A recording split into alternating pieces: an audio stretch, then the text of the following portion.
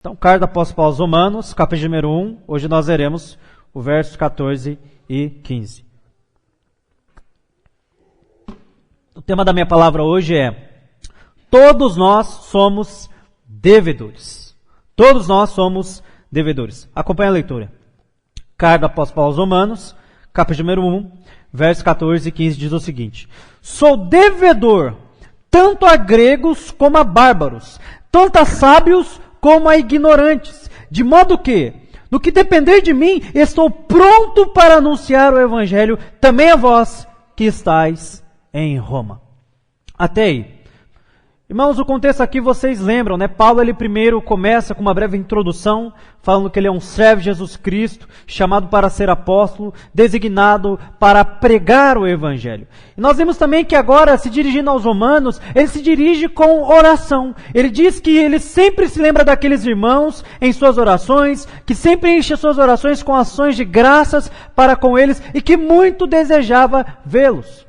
Nós vimos então na mensagem anterior, no verso 13, Paulo justificando o motivo então, se ele gostava tanto dos romanos, porque ele ainda não tinha ido a Roma ver aqueles romanos e compartilhar com eles algum dom, porque era isso que ele queria, compartilhar algum dom do Espírito, fortalecer aquela igreja, encorajá-los e também ser encorajados. E ele vai dizer que ele não vai porque até aquele momento o Senhor o estava impedindo, porque ainda havia muito trabalho para se fazer na Ásia Menor. Ele não poderia deixar o trabalho pela metade. Então Deus ainda não tinha proporcionado ocasião para que ele pudesse estar com os romanos. Mas ele vai dizer no capítulo de número 15 de Romanos, que agora o trabalho já havia cessado. Ele já havia concluído a obra que ele tinha começado. E no que dependesse dele, ele estava pronto a ir a Roma. Afinal, ele era devedor, tanto de gregos quanto de bárbaros, tanto de sábios quanto de ignorantes. E era um dever, visto que ele era apóstolo gentios,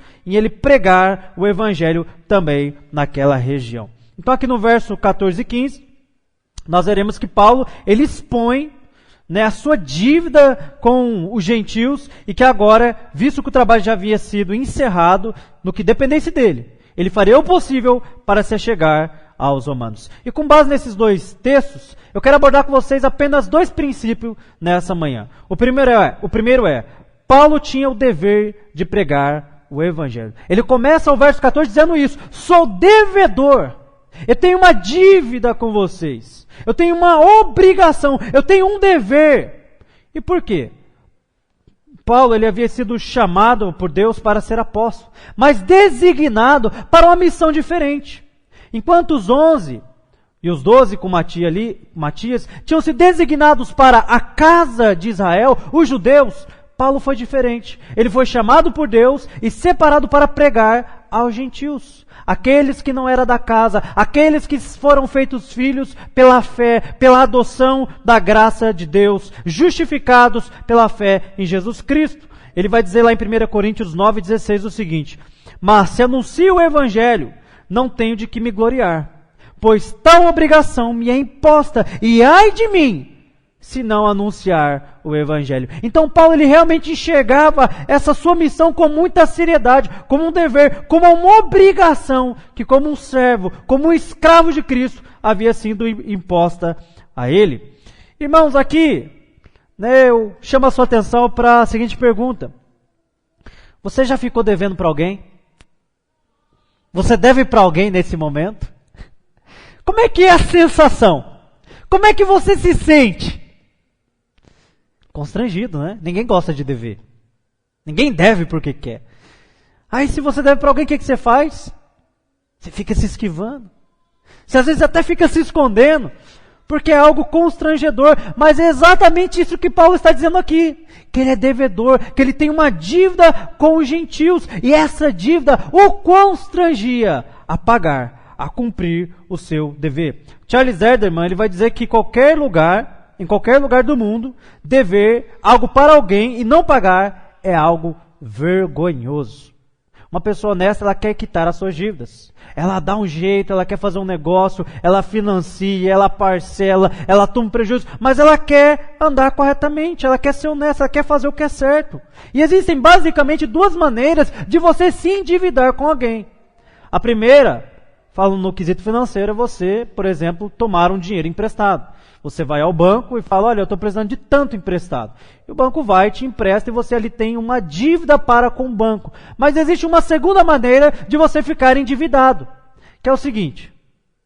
Eu dou um dinheiro para você, eu te dou uma quantia, um montante, e digo, entregue para o Davi. Você também acabou de adquirir uma dívida comigo.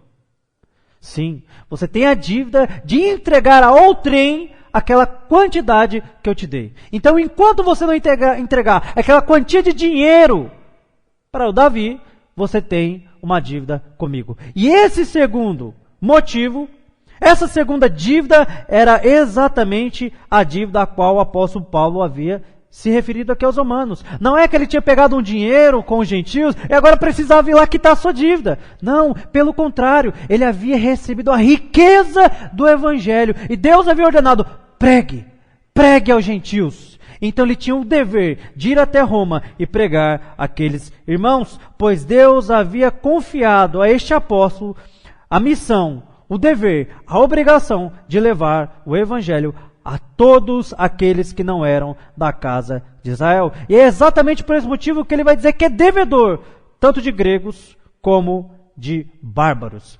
Hoje talvez você não entenda o que Paulo quer dizer isso aqui, com gregos e bárbaros. Hoje nós vivemos a era da informação. Nós temos informação instantânea. Hoje eu acordei bem cedinho, eu sempre gosto de...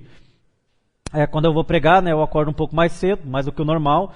E às vezes eu reviso minha palavra, às vezes modifico alguma coisa. Enfim, eu acordei, era 5 e pouco da manhã, e eu estava lá olhando, né? Abri meu Instagram, abri o YouTube, estava dando uma olhada como é que tá as coisas aí no país. E aí eu cliquei, e ao vivo, eu vi o que estava acontecendo lá do outro lado do país. Pessoas cantando hino nacional e tal. Ou seja, você tem informação instantânea hoje. E até na palavra passada eu disse, né? Por isso que muitos não querem ter comunhão. Mas uma coisa não anula a outra. O fato é, informação está a um clique. Todos podem adquirir conhecimento através da internet. Filtrando, sabendo as fontes a que recorrer, todos podem adquirir o conhecimento. Eu estava vendo um videozinho, acho que era no TikTok, no Kawaii, porque eu posto meus vídeos lá, né? E eu estava vendo um rapaz lá muito bom, ele falava russo. E russo dizem que é uma das línguas mais difíceis de se aprender. E ele chamava alguém em um aplicativo que eu não sei qual é, para se comunicar na língua materna deles, o russo, e ele começava a falar, do you speak English? Aí você fala inglês, e a pessoa falava, não speak English. E aí ele começava a falar em russo, né? Mas você fala russo? Aí a pessoa até se assustava. Onde é que você aprendeu a falar essa língua? E ele falava assim de uma maneira que parecia que ele tinha nascido lá. Então as pessoas perguntavam, onde é que você aprendeu? Elas ficavam surpresas. Ele dizia, na internet. Na época da pandemia, eu passei a me dedicar ao estudo da língua russa. E eu aprendi. Eles diziam, não é possível, você esteve aqui na Rússia. Não é possível que você fale tão fluente sem ter estado aqui. Ele, não, eu juro, eu só aprendi na internet. Ou seja, hoje há muitas coisas que você pode aprender na internet. Você pode aprender um instrumento, você pode aprender um idioma, você pode aprender uma receita de comida. Está ali, informação instantânea. Mas não era assim na época do apóstolo Paulo. Não era assim. A cultura da época girava em torno da cultura greco-romana. Era na Grécia onde estava o conhecimento. Era na Grécia onde estavam os filósofos, aqueles que detinham e emanavam ao povo o conhecimento, a informação, de forma que havia essa segregação entre cultos ou sábios e ignorantes. E para a cultura greco-romana, todo aquele que não falava o grego, ou que não fazia parte dos romanos, não tinha cidadania romana, era considerado um bárbaro. Era considerado um ignorante, mesmo que falasse a língua. Eles falavam de forma esquisita, tipo um BR, e daí vem o termo bárbaro, né? Vem daí. E eles eram taxados dessa forma, e muitas vezes olhados de forma diferente. Mas veja que Paulo ele não faz essa separação. Ele vai dizer que ele é devedor tanto aos mais cultos, tanto aos mais doutos, tanto aos mais sábios, quanto também aqueles que eram considerados ignorantes, sem conhecimento. Ou seja, ele estava ali para professor, para alunos, para cultos e para incultos. Paulo ele sabia que tinha algo a dar. E esse algo que ele podia dar era algo que estava acessível a todos. independente do nível de conhecimento, a saber, o nosso Senhor Jesus Cristo. Paulo ele sabia se sair bem nos grandes centros culturais, mas também no gueto, onde ficavam aquelas pessoas que tinham menos conhecimento. Ele sabia falar a língua do povo, ele sabia falar uma língua que as pessoas compreendiam. Ele sabia falar de forma acadêmica, debater com os filósofos, mas ele também sabia falar na língua do cidadão comum greco-romano. Irmãos, hoje eu fico observando que há muitos pastores que são excelentes pregadores, se eles tivessem um curso de teologia. Eles usam termos, eles usam junções, eles usam palavras que as pessoas veem e ficam boiando. O que isso significa? De forma que parece que o Evangelho só está acessível àqueles que de algum modo estudaram a teologia, o que não é verdade. O Evangelho é algo simples, é algo acessível a todos e deve ser aprendido não apenas de forma acadêmica, mas também de forma comum, de forma que nós saibamos comunicar. E por quê? Porque Jesus era assim. Jesus, lembra, aos 12 anos, ele discutia com doutores. Ele deixava doutores da lei de boca aberta. Mas também, no seu auge, quando ele debatia com fariseus, com saduceus e com outros, ele também sabia se comunicar com a dona de casa. Ele sabia se comunicar com o pescador. Ele sabia se comunicar com os camponeses. Ele sabia se comunicar com as crianças. Esse era o nosso Deus. Esse é o nosso Deus. Esse é o nosso Senhor Jesus Cristo. Ele não falou de uma forma difícil. Ele não falou de uma forma que o povo não pudesse compreender. Afinal, o que você acha que é parábola? Nada mais são do que histórias, do que ilustrações, a fim de que o povo possa compreender um princípio mais profundo. Hoje nós temos esse anseio pela erudição, mas nós precisamos também voltar às Escrituras e saber que o Evangelho é para ser falado na língua que as pessoas compreendem. O Evangelho é algo simples, é algo fácil de se entender e é algo fácil também de se comunicar. Ele não está restrito a uma classe. Lembra na Idade Média? Onde a Igreja Católica detinha todo o conhecimento e havia uma separação entre sacerdotes e o povão. Lembra como eram as missas? Via de regra, oradas, feitas em latim. Em alguns momentos até de costa para o povo. Lembra como é que era a Bíblia? Não era numa língua compreensível, só veio se tornar compreensível pelo advento da Reforma através de Martim Lutero, que traduziu para o alemão e passou então a celebrar cultos na língua popular. Por que isso é importante? Porque, irmão, você não pode se satisfazer em vir aqui, ouvir uma boa palavra e apenas sair daqui admirado, dizendo: uau, que boa palavra! Ora, se você não compreendeu, se você não consegue comunicar isso, obviamente você não vai conseguir também aplicar a sua vida, quanto mais dizer a outros como aplicar. Por isso precisamos nos atentar à forma de transmitir esse Evangelho. Paulo, ele sabia diferenciar o ambiente que ele estava. Se ele estava em uma academia, ele falava como um acadêmico, mas ele estava entre pessoas, camponeses, pessoas que não tinham todo aquele conhecimento filosófico da época, ele sabia também comunicar o Evangelho de uma forma que as pessoas pudessem compreender e aplicar às suas vidas. Paulo, ele tinha esse dever de pregar o Evangelho. Eu tenho esse dever de pregar o Evangelho e de uma forma que você compreenda. Mas não apenas eu tenho o dever de pregar o Evangelho, você também tem o dever de pregar o Evangelho. Isso é algo que foi designado pelo nosso Senhor a todos nós, a todo aquele que se diz discípulo de Jesus Cristo. E nós precisamos estar prontos para isso. E é o nosso segundo princípio.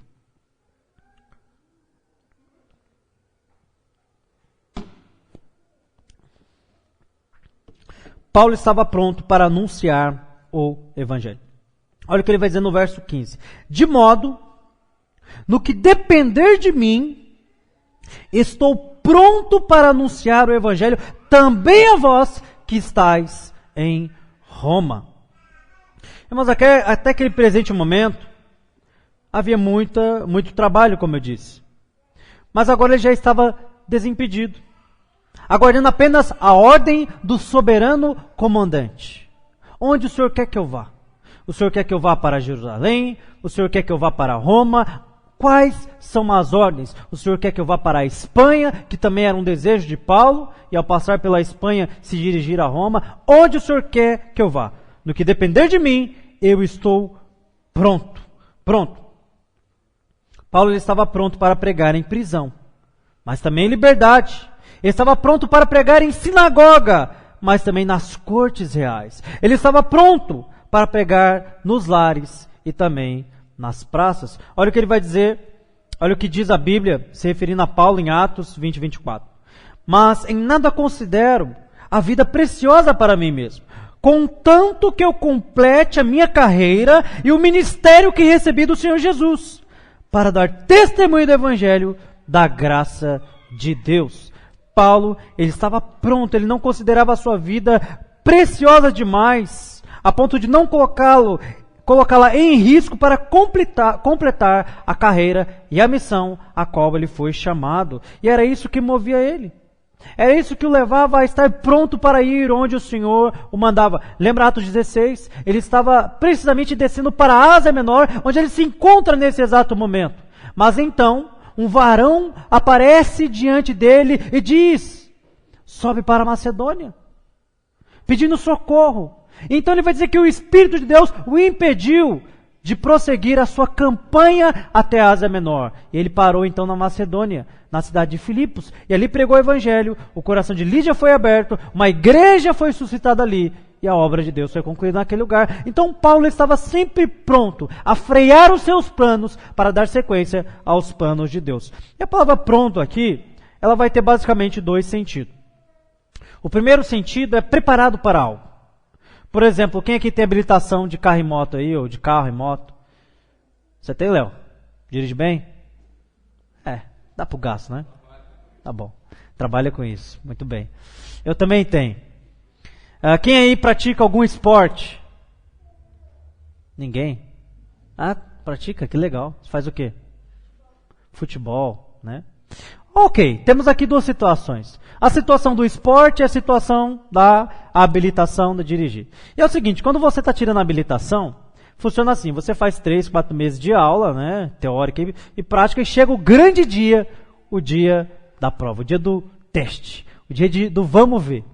E aí você vai e se prepara, você tem até uma aula extra, um dia anterior ou no mesmo dia, não me lembro, para poder fazer aquela prova. Você está preparado. Você sabe que chegou o dia, chamam o seu nome e você vai lá e faz a prova e tem sucesso. E você sai dali muito feliz. Foi difícil, fulano? Não foi. Por quê? Eu estava preparado. Eu estava habilitado. Eu estava pronto para fazer aquilo ali. Então esse é o primeiro sentido da palavra aqui, pronto. Agora, do esporte não é diferente. Tem os campeonatinhos lá, né, Thalita? Aí o que acontece? Olha, tal dia vai ser o campeonato. Forma-se a equipe, escala-se os jogadores e então treina-se. Chegou o dia. Vocês estão prontos? Aí eles falam, estamos. Eles entram no campo e arrasam e ganham. De 7-1. Uma breve memória para você aí, ter um gostinho amargo. E ganham o campeonato, né? Eles estavam prontos, eles estavam habilitados, eles estavam preparados, eles treinaram antes. Então esse é o primeiro sentido da palavra pronto aqui. Mas existe um segundo sentido a qual o apóstolo Paulo está se referindo, que é no sentido de desejoso. Alguém aqui já fez uma viagem? Todos nós, né? Quem aqui já foi em Ubatuba esse ano? Ninguém. Irmãos, vamos fazer uma caravana então lá para ir todo mundo, né? Quem aqui foi em Campos do Jordão? O Léo fez assim, só vontade. Caramba, hein, gente? Quem aqui já viajou alguma vez na vida? Vou apelar. Aí sim, né? Graças a Deus, eu ia quebrar minha pregação aqui, poxa. Mas, enfim, acho que no ano passado, ano retrasado, não me lembro muito bem, eu fui para Minas Gerais.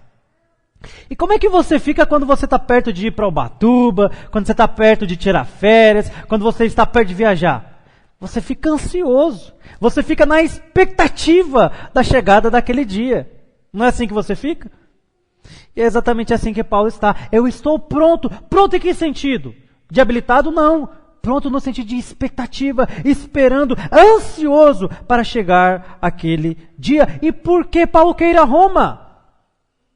para pregar o Evangelho, para anunciar as boas novas. É por isso que ele tem anseio, para que outras pessoas sejam alcançados pela palavra, como um dia ele foi, como alguns irmãos já tinham sido, e como aqueles que ainda haveriam de ser acrescentados.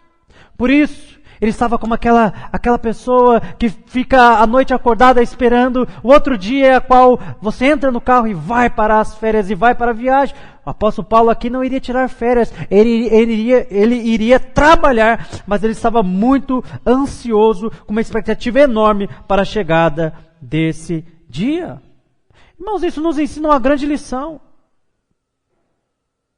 Às vezes nós ficamos muito com expectativa alta quando nós vamos viajar, quando às vezes nós vamos trocar de carro, quando às vezes nós vamos trocar de emprego, quando nós vamos casar. Meu Deus do céu, você lembra do seu casamento? Você soa frio, a expectativa está lá em cima, a adrenalina está lá em cima, mas algo acontece quando se trata do Evangelho. Às vezes nós não temos esse mesmo anseio para ver pessoas sendo alcançadas, não temos essa mesma paixão, não temos essa mesma urgência, não colocamos como prioridade em nossa agenda. Mas o que a Escritura declara é: como ouvirão se não há quem pregue? Porque a fé ela vem pelo ouvir e ouvir a pregação do Evangelho. E isso deveria causar em nosso coração esse anseio. Eu fui alcançado. Cristo um dia me alcançou. Deus mudou a minha vida. Deus mudou a minha família. Deus mudou a vida dos meus filhos. Deus tem me mudado. Mas ainda assim, nós não sentimos com essa expectativa ardente do apóstolo Paulo. Irmãos, o próprio Senhor Jesus Cristo, em Mateus 28, ordenou para que nós pudéssemos ir e fazer discípulos, batizando-os em nome do Pai, do Filho e do Espírito Santo, e Ele estaria conosco todos os dias até a consumação do século. Às vezes nós pensamos que a missão de pregar o Evangelho é apenas uma prerrogativa do pastor, é apenas o pastor que tem a obrigação de comunicar o Evangelho. Nós somos meros irmãos. Irmãos, não se engane. Acima de ser um irmão em Cristo, você é um discípulo de Cristo, um servo de Jesus Cristo, comissionado para a mesma missão que eu fui. Eu fui vocacionado também para a missão de ensino da pregação. Mas todos nós somos comissionados a anunciar as boas novas. A igreja de Roma, ela não nasceu através de um grande apóstolo, do grande apóstolo Pedro, que pregou em um dia 3.000 pessoas se converteram, pregou em outro dia 2.000 pessoas se converteram. A igreja de Roma não nasceu com um grande apóstolo Paulo, grande missionário de seus dias, sofredor do Evangelho. A igreja de Roma nasceu pela iniciativa de homens e mulheres simples como eu e você, que enquanto iam e vinham para fazer as suas atividades, os seus negócios, tagarelavam a respeito da palavra de Deus. Nós precisamos fazer isso. Quantos mais lugares não seriam alcançados se nós imitássemos esse exemplo dos romanos? De propagar a mensagem que um dia também nos alcançou. Porque afinal, como dito no primeiro princípio, nós somos devedores. Deus ele nos confiou essa mensagem e Ele não disse, guardem para vocês. Ele disse, entreguem a outros.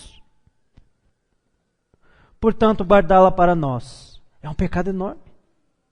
É um pecado enorme. Você pode pregar o Evangelho, a sua maneira, do seu modo. Você pode falar de Jesus. Você pode falar da Bíblia, afinal, você tem ouvido de Bíblia, domingo após domingo, para quê? Para cumprir mero ritual? Não, não é assim.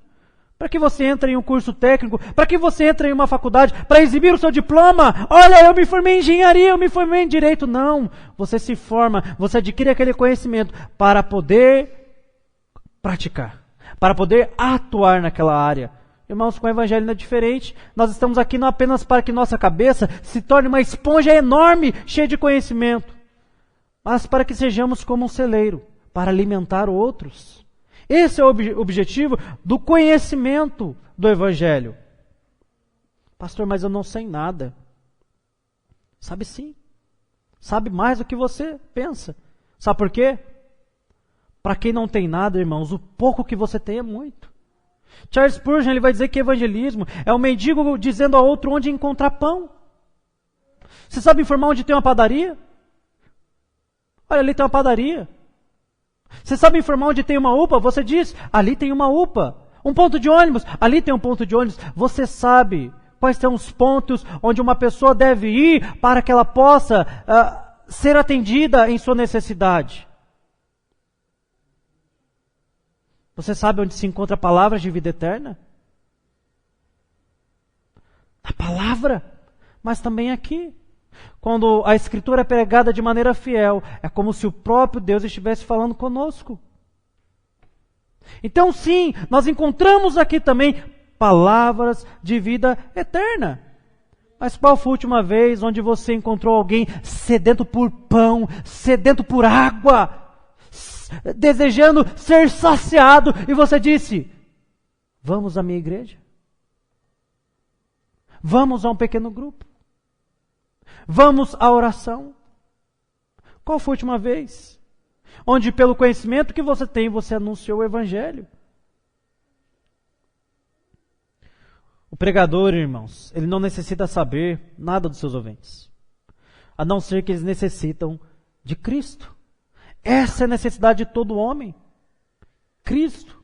A única coisa que você precisa saber sobre os seus ouvintes é que eles são pecadores e que estão perdidos sem Cristo. Todos os irmãos têm a mesma necessidade de Deus, porque sem Deus nós continuamos em nossa ignorância, mortos em nossos delitos e pecados.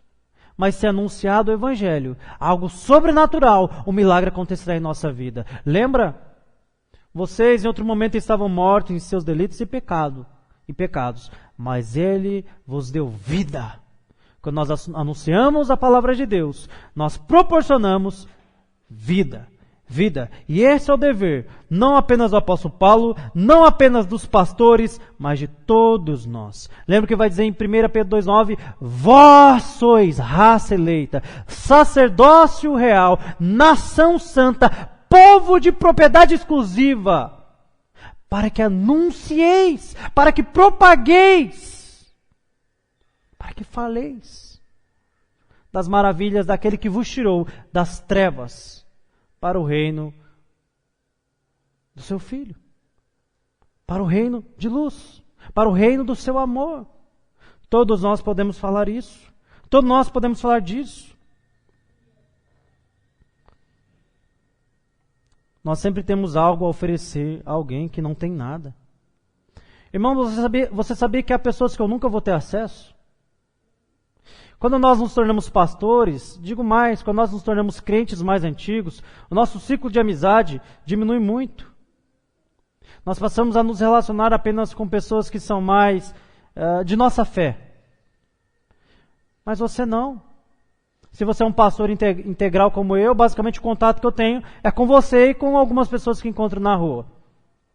Mas você não. Você vai trabalhar. Você tem outros colegas de trabalho, cooperadores.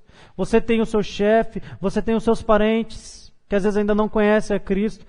Você conhece pessoas e tem acesso a pessoas que talvez um pastor nunca vai ter acesso. Portanto, você deveria compartilhar dessa boa mensagem. Não é assim que nós fazemos com algo bom? Algo bom precisa ser compartilhado. Você já assistiu um filme que você gostou muito? Eu já. E eu já chego conversando com os irmãos. Você assistiu aquele filme? Qual? Avatar 2 que vai lançar? Ainda não, pastor, não lançou. Mas você assistiu um? Assistiu, o que você achou? Maravilhoso, nossa. Estou na expectativa pelo 2. É assim, eu gosto de filme. Você já comeu em um bom restaurante, em um bom lugar? Vou falar mais a nossa língua. Em um lugar bom e barato? Ai, meu, você já posta até no grupo da igreja, irmãos! Esse lugar é bom e barato! Porque algo bom precisa ser compartilhado. Se ouvir uma boa pregação, você compartilha. Você concorda comigo que algo bom precisa ser compartilhado? Concorda? Então por que você não compartilha meus vídeos? Vocês estão pecando, hein, gente? Vocês estão pecando. Brincadeira à parte, né? Mas é isso, irmãos. Temos que compartilhar. Olha o que vai dizer 2 Reis 7, 8, 9. Já estou me caminhando aqui para o final. Aqui o contexto é o seguinte. Os sírios, eles cercaram Israel. Antigamente, quando você queria destruir uma cidade, havia duas maneiras.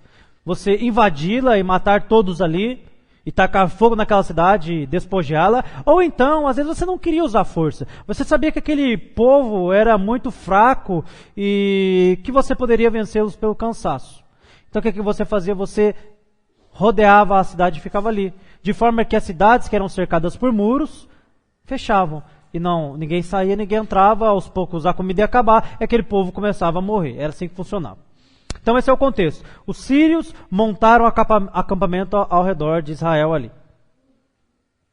E o povo estava faminto aqui, o povo estava morrendo. E os leprosos eles ficavam para fora do portão. E aqui nós temos a nossa história. 2 Reis 7, 8, 9. Quando os leprosos chegaram à entrada do acampamento, entraram numa tenda, comeram e beberam. Pegaram dali prata, ouro e roupas e as esconderam. Depois voltaram e entraram em outra tenda e dali também pegaram mais coisas e as esconderam. Mas olha o que vai dizer o verso 9. Então disseram uns aos outros: não estamos fazendo o que é certo. Esse dia é dia de boas novas e nós nos calamos.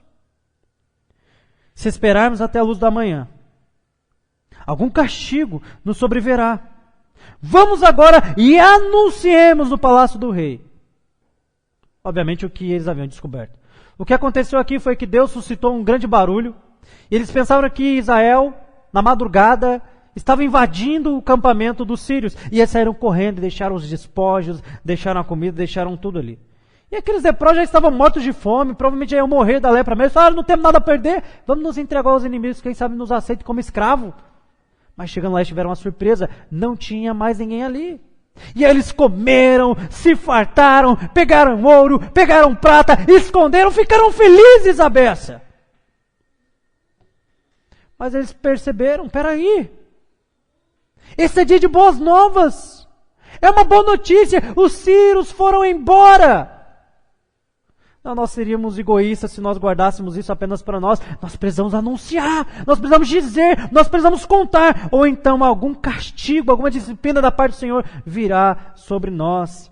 Irmãos, estes homens encontraram ouro, prata, comida, bebida.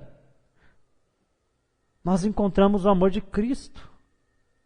Nós encontramos a justificação pela fé, a graça de Deus, o amor que nos constrange, como a Bíblia fala. O amor de Deus nos constrange e nós não contamos a ninguém. É dia de boas novas e nós as escondemos. Não é isso justo diante de Deus. Não é essa a sua vontade. Que pode, irmão, se comparar a Cristo nessa terra? Nada. Se nós tivermos plena consciência do que nós merecemos e o que Ele fez por nós, nós não ficaremos calados diante das pessoas. Você está caminhando entre mortos. Há uma série na Netflix que é The Walking Dead, onde é uma série de zumbis, onde as pessoas literalmente estão caminhando entre mortos-vivos. Mas isso já é uma realidade, e vocês estão caminhando entre mortos. Mortos. Dia 2 de novembro, né, foi o dia de finados, né? O dia onde as pessoas vão visitar cemitério, até oram por pessoas mortas e tal. E certo dia perguntaram para Leonardo Ravenhill o seguinte: você ora pelos mortos? E ele respondeu: não, eu prego para eles. Os mortos caminham entre nós. Todo aquele que não tem Cristo ainda está morto, como diz Efésios 2:1. Ele vos deu vida, estando vós mortos nas vossas transgressões e pecados. Nós vemos pessoas caminhar assim do nosso lado, nesse estado de putrefação e caminhando rumo ao inferno, e ficamos nos calados. Nós somos cristãos, nós temos algo que nós podemos dar a outro, nós temos Cristo. Talvez você não possa compartilhar o seu dinheiro, talvez você não possa compartilhar os seus bens, talvez você não possa compartilhar o seu tempo, mas existe algo que todos nós podemos compartilhar: Cristo crucificado. Imagine comigo se uma pessoa, irmãos, estivesse prestes a morrer ao seu lado. Quero causar mais empatia em você se fosse a sua mãe internada em um hospital. Se fosse seu pai à beira da morte e você tivesse plena ciência que a cortina da vida está fechando. Se fosse o seu irmão Se fosse o seu filho e ele te ligasse desesperado: pai, mãe, eu estou morrendo. Vem aqui, me dar algumas palavras de consolo, pois eu já estou vendo o além. Então você pega o seu carro e você se dirige àquele hospital, já sabendo do destino que espera aquele seu ente querido. Chegando lá, ele diz: estou prestes para morrer. Diga-me algo que me dê esperança nestes momentos finais. Diga-me algo que traga-me alegria. Diga-me algo que me faça descansar em paz. O que você diria? Porque não é possível morrer em paz, sabendo que do outro lado, Deus está lá. Ele é o seu adversário, ele é o seu inimigo, e ele exercerá toda a sua ira e o seu juízo. Ninguém pode morrer em paz tendo essa ciência. O que você vai dizer a uma pessoa dessa? Seja bom, viva de maneira moral, de maneira correta. A pessoa está morrendo. O que você vai dizer para ela? Seja santo nesses momentos finais. Não. A pessoa está morrendo.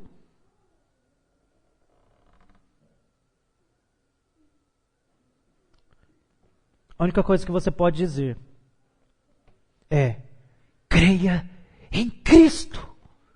Coloque a sua fé nele. Deposite a sua fé nele. Mas eu fui uma pessoa terrível. Não interessa. Lembre-se daquele ladrão na cruz que estava blasfemando nos seus momentos finais. Mas ele se lembrou que aquele que estava diante dele também era poderoso para perdoá-lo e salvá-lo da ira eterna. E ele disse: lembra-te de mim quando vieres no teu reino. E a resposta que ele obteve é: hoje mesmo estará comigo no paraíso. Então não é pelo que você faz, não é pelo que você fez, é por aquilo que Cristo fez. O Evangelho é para todos. Ah, mas o passado dele foi horrível, você nem sabe o que ele fez. Paulo foi um ex-assassino e perseguidor da igreja, Pedro um covarde, Tomé um incrédulo. A quem você acha que Deus veio chamar? Os sãos? Não, porque os sãos não precisam de médico. Ele veio chamar os doentes, os pecadores, ao arrependimento. E essa é a boa notícia. Que Jesus está para nós, que Jesus está para aquele que está carente, necessitado dele, para aquele que está doente, para aquele que mergulha em seu pecado e está agoniado já nos seus momentos finais. Essa é a boa notícia, que não há ninguém tão bom que possa se salvar, mas também não há ninguém tão ruim que não possa ser alcançado pela graça de Deus. E era disso que Paulo não se envergonhava.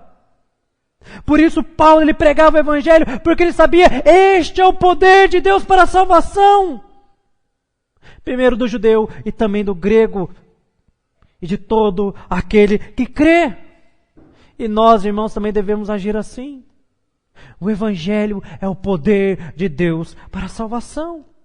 Por isso eu e você precisamos agir como Paulo. Nós temos o dever, nós somos devedores.